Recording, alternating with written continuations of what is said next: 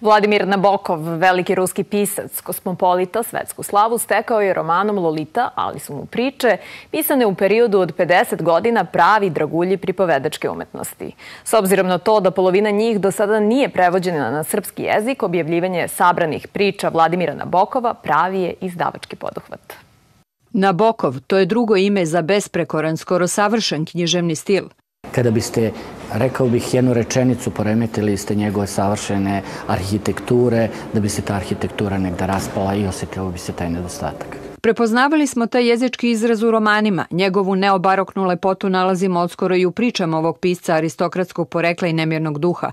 Uraditi sve što je u našoj moći da stare prevode dovodimo u najbolje moguće stanje sa jedne strane, a sa druge da sve učinimo da novi prevodi budu besprekorni. Najbolji prevodioci sa ruskog i engleskog jezika uložili su napor da se među koricama 2 toma nađe 68 priča Vladimira Nabokova. Moj posao nije ni bio sad nekakvo ujednačavanje tog teksta na, nekakvom stilskom nivou, nego možda ispravljanje nekih sitnih grešaka, naprosto znanje o Nabokovu se umeđu vremenu povećalo i sada nam je jasno, dakle, šta je pisac mislio. Nabokov je pisao na 3 jezika, a o velikim temama progovarao na jednom univerzalnom koji se menjao kroz decenije brižljivog rada.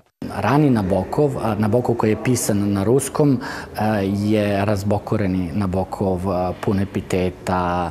Sa druge strane, zreli Nabokov je dosta uzdržaniji, svedeniji, smireniji.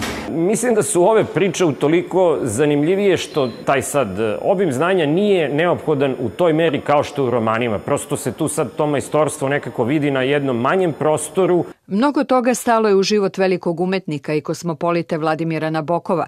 Živeo je ne u zemljama u koje je bežao, već u jeziku u kome je bilo mesta kako za prefinjenost, tako i za cinizam i neumerene kritike na račun Dostojevskog, Kamija Brehta.